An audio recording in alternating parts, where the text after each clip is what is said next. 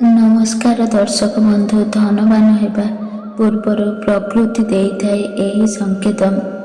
ଦର୍ଶକ ବନ୍ଧୁ, ବାସ୍ତବ ଶାସ୍ତ୍ର ଅନୁସାରେ ଯେଉଁ ବ୍ୟକ୍ତି ନିକଟସ୍ଥ ଭବିଷ୍ୟତରେ ଧନବାନ ହେବାକୁ ଯାଉଛନ୍ତି ତାକୁ ମିଳିଥାଏ ଏହି 10ଟି ସଂକେତ।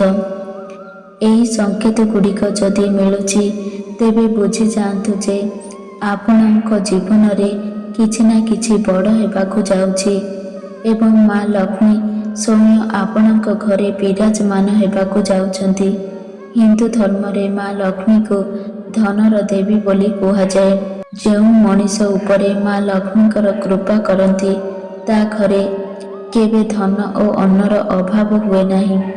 ମା ଲକ୍ଷ୍ମୀଙ୍କୁ ପ୍ରସନ୍ନ କରିବା ପାଇଁ ଆମେମାନେ ଅନେକ ପୂଜା ବ୍ରତ କରିଥାଉ।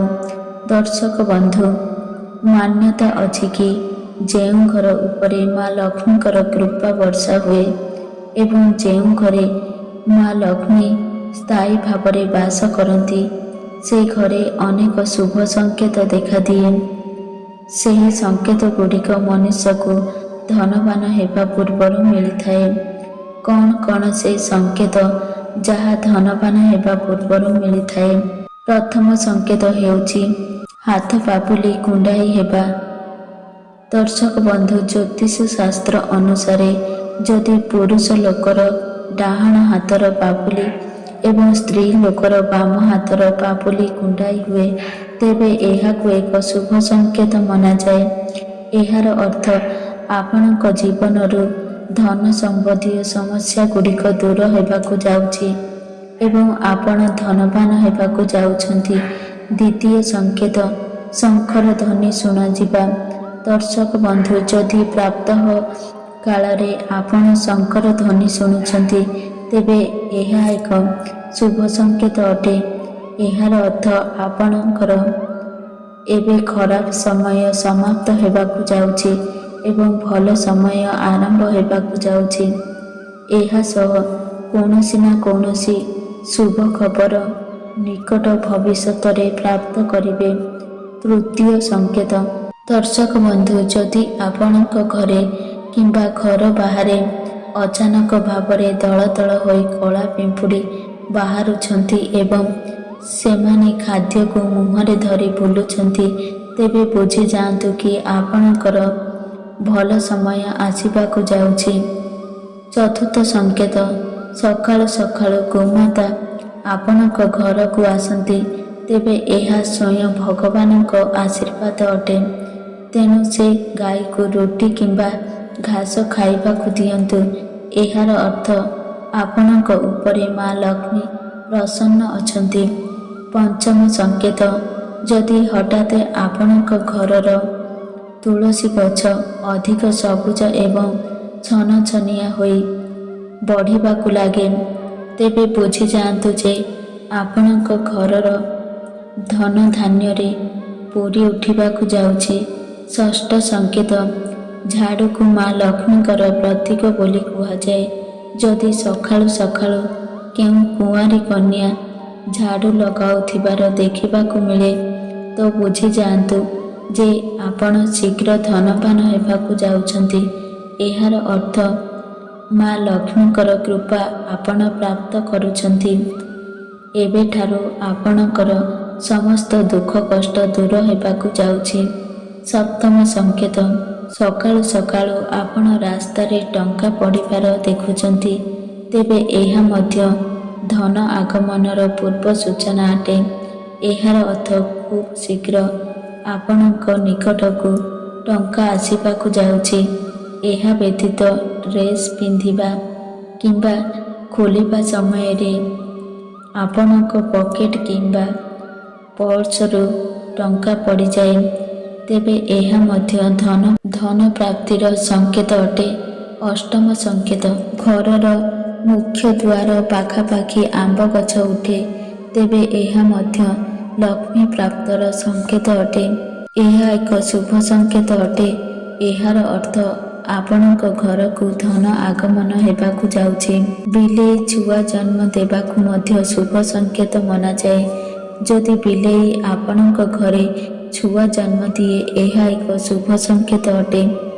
ଏହାର ଅର୍ଥ ଆଗକୁ ଆପଣ କୌଣସି ନା କୌଣସି କାର୍ଯ୍ୟରେ ସଫଳତା ସହ ଧନ ମଧ୍ୟ ପ୍ରାପ୍ତ କରିବେ।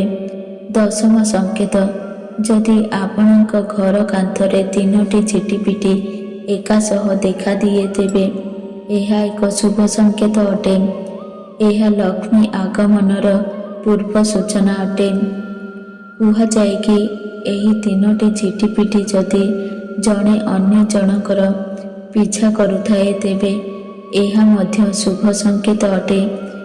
ଏହା ଘରର ଉନ୍ନତିର ପୂର୍ବ ସୂଚନା ଅଟେ। ଦୀପାବଳି ଦିନ ତୁଳସୀ ନିକଟରେ ଝିଟିପିଟି ଦେଖାଦେବା ଅତ୍ୟନ୍ତ ଶୁଭ ହୋଇଥାଏ। ଏହା ଧନ ପ୍ରାପ୍ତିର ପୂର୍ବ ସୂଚନା ଅଟେ। 11 ନମ୍ବର ସଂକେତ, ମା ଲକ୍ଷ୍ମୀଙ୍କ ବାହନ ପେଚା ଯଦି ଆପଣଙ୍କୁ ଅନେକ ଦିନରୁ ଦେଖାଦେଉଛି ତେବେ ଏହାର ଅର୍ଥ ଆପଣଙ୍କ ଘରକୁ ମା ଲକ୍ଷ୍ମୀଙ୍କର ଆଗମନ ହେବାକୁ ଯାଉଛି ଏବଂ ଆପଣଙ୍କୁ ଖୁବ୍ ଶୀଘ୍ର ଅପାର ଧନ ସମ୍ପତ୍ତି ପ୍ରାପ୍ତ ହେବାକୁ ଯାଉଛି। 12 ନମ୍ବର ସଂକେତ, ସ୍ୱପ୍ନରେ ଯଦି ଆପଣ ହଳଦିଆ କିମ୍ବା ଲାଲ ରଙ୍ଗର ଫୁଲ ଦେଖୁଛନ୍ତି ତେବେ ଏହାକୁ ଧନ ପ୍ରାପ୍ତିର ସଂକେତ ମନାଯାଏ। ସ୍ୱପ୍ନରେ ମନ୍ଦିର ଦେଖାଦେବା ଅତ୍ୟନ୍ତ ଶୁଭ ଅଟେ। ଏହା ଧନ ପ୍ରାପ୍ତି ଏବଂ ଆଧ୍ୟାତ୍ମିକ ଉନ୍ନତିରେ ସଂକେତ ଅଟେ।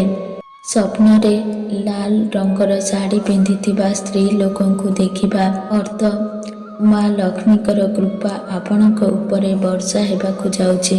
ସ୍ୱପ୍ନରେ ପାହାଚ ଚଢ଼ିବାକୁ ସଫଳତା ପ୍ରାପ୍ତିର ସୂଚନା ମନାଯାଏ।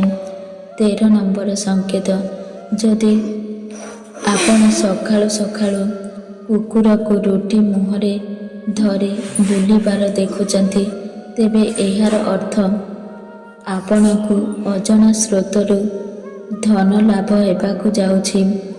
14 ନମ୍ବର ସଂକେତ, ଯେଉଁ ବ୍ୟକ୍ତି ଉପରେ ମା ଲକ୍ଷ୍ମୀଙ୍କର କୃପା ବର୍ଷା ହେବାକୁ ଯାଏ ତାର ନିଦ ବ୍ରହ୍ମ ମୁହୂର୍ତ୍ତରେ ଅର୍ଥାତ୍ 3ରୁ 5ଟା ଭିତରେ ଖୋଲିଯାଏ।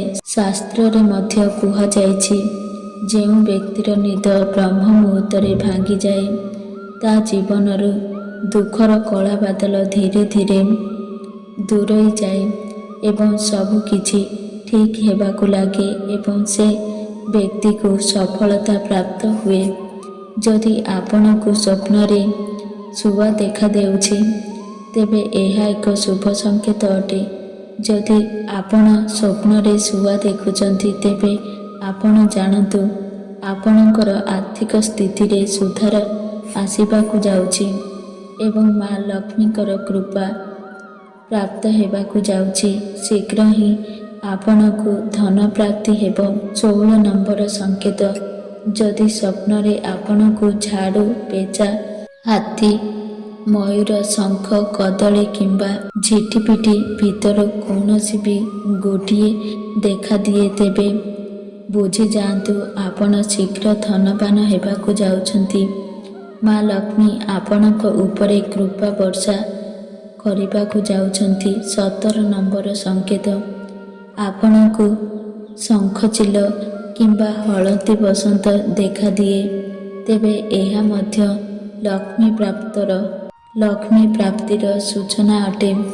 18 ନମ୍ବର ସଂକେତ, ଯଦି ଆପଣ କିଛି ଶୁଭ କାର୍ଯ୍ୟରେ ଯିବା ସମୟରେ ଆପଣଙ୍କୁ କେହି କିନ୍ନର ଦେଖାଦିଏ ତାହା ମଧ୍ୟ ଶୁଭ ସଂକେତ ଅଟେ। ଏମିତିରେ ଯଦି କିନ୍ନର ଦେଖାଦେଉଛନ୍ତି ତେବେ ତାକୁ କିଛି ଟଙ୍କା ଦିଅନ୍ତୁ ଏବଂ ତାର ଆଶୀର୍ବାଦ ପାଇଲେ ଆପଣଙ୍କର ନ ହେଉଥିବା କାମ ମଧ୍ୟ ଆପଣଙ୍କୁ ସଫଳତା ମିଳିବ। 19 ନମ୍ବର ସଂକେତ, ଗଛ କିମ୍ବା ଛାତରେ କୋଇଲି ବସି ବୋବାଏ ଏହା ମଧ୍ୟ ଶୁଭ ସଂକେତ ଅଟେ। ଏହାର ଅର୍ଥ ଆପଣଙ୍କ ସଞ୍ଚିତ ଧନରେ ବୃଦ୍ଧି ହେବାକୁ ଯାଉଛି। 20 ନମ୍ବର ସଂକେତ, ଯଦି ସକାଳୁ ଉଠି ଆପଣଙ୍କର ଦୃଷ୍ଟି ପ୍ରଥମେ ନଡ଼ିଆ, କ୍ଷୀର କିମ୍ବା ଦହି ଉପରେ ପଡ଼ିଛି ଏହା ମଧ୍ୟ ଏକ ଶୁଭ ସଂକେତ ଅଟେ। ଦର୍ଶକ ବନ୍ଧୁ, ଯଦି ମୋ ଭିଡ଼ିଓ ଆପଣଙ୍କୁ ପସନ୍ଦ ଆସେ ତାହେଲେ ଭିଡ଼ିଓକୁ ଗୋଟିଏ ଲାଇକ୍ କରନ୍ତୁ ଏବଂ ଆମ ଚ୍ୟାନେଲକୁ ସବସ୍କ୍ରାଇବ୍ କରନ୍ତୁ। ଏବଂ ସାଙ୍ଗମାନଙ୍କୁ ଅଧିକରୁ ଅଧିକ ସେୟାର କରନ୍ତୁ। ଏହିଭଳି ମୋଟିଭେସନ୍ ଭିଡ଼ିଓ ଦେଖିବା ପାଇଁ ଜୟ ଜଗନ୍ନାଥ।